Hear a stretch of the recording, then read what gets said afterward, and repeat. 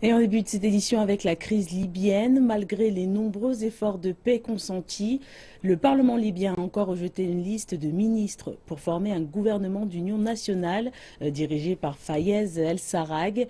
Selon les termes de l'accord des Nations Unies signé à Souk-Kayrak au Maroc au mois de décembre dernier, El-Sarraj avait pour tâche de former un gouvernement d'union nationale afin d'instaurer définitivement le processus de paix dans un pays toujours en proie aux troubles.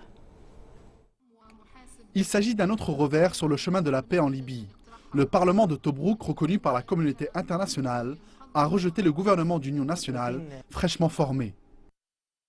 Le chiffre de 32 ministres semble trop conséquent pour un gouvernement pauvre n'ayant pas l'assise financière nécessaire en raison des différentes contraintes liées à la chute de la production du pétrole. Il s'agit par ailleurs d'un gouvernement formé en fonction des alliances politiques et non sur la base de la compétence de ses membres, ce qui, je pense, apportera encore plus de chaos en Libye. Nous demandons toujours un gouvernement d'union nationale puissant, qui serait composé de seulement 15 ministres légitimes.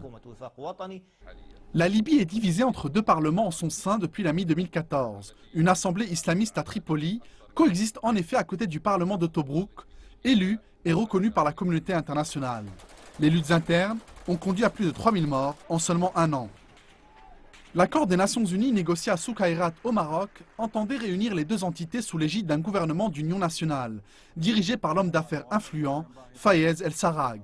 Ce nouveau gouvernement avait pour tâche de créer les conditions de paix durable entre les différentes factions et à intensifier la lutte contre le groupe État islamique.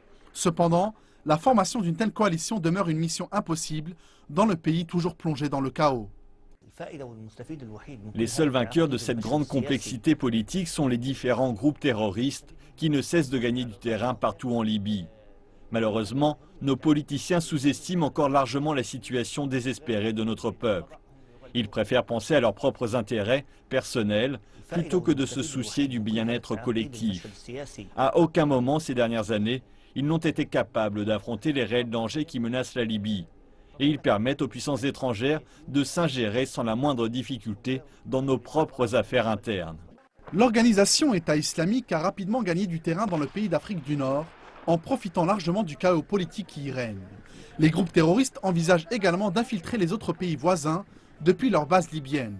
La communauté internationale attend toujours la formation d'un gouvernement d'union nationale qui permettra à terme une intervention militaire coordonnée contre les positions de l'État islamique en Libye.